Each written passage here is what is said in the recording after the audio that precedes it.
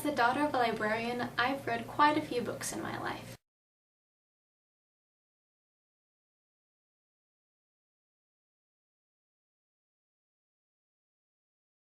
And so what I'd like to do is share some of my favorite books that I own. I love absolutely anything by Meg Cabot, and Teen Idol has always been one of my favorites.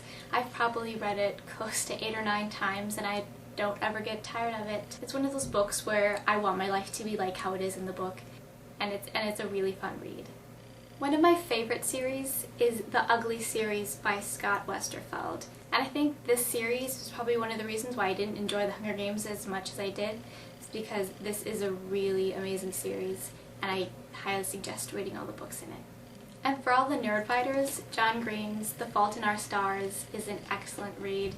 This book is both happy and sad and humorous and tragic all at the same time, and it's a really wonderful read. One of my favorite classic books or English literature class staples is definitely The Catcher in the Rye. It's something that I can really enjoy reading and analyzing in the classroom, but it's also super awesome on its own as well. Of course, this list wouldn't be complete without the Harry Potter series. I love Harry Potter so much. I actually have the first book from the United States edition, the United Kingdom, and Spanish edition. I have the whole series in English and Spanish because that's what all good Spanish majors do, and there's really nothing else like the series. I typically really most enjoy fiction books, typically young adult fiction. I suppose one day I'll venture more into the adult fiction, but I'm still technically a teenager. But I do absolutely love Stephen Jay Gould's Bully for Brontosaurus. It's very much a look into natural history and evolution. It's a series of essays, and the way he writes is so accessible to people who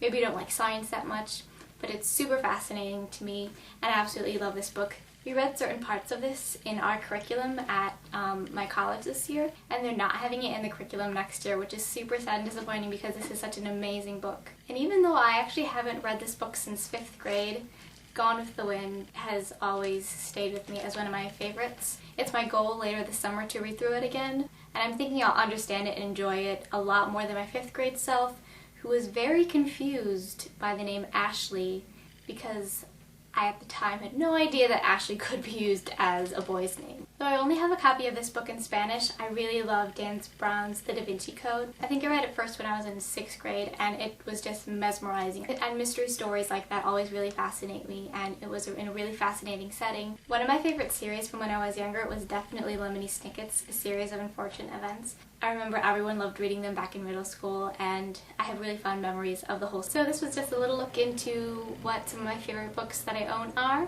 and I gotta get back to reading some books. I still have like 80 million books checked out from the library that I need to get through before summer ends. Who knew that Voldemort in Spain had such luscious, flowing, wavy black hair like that? Gorgeous.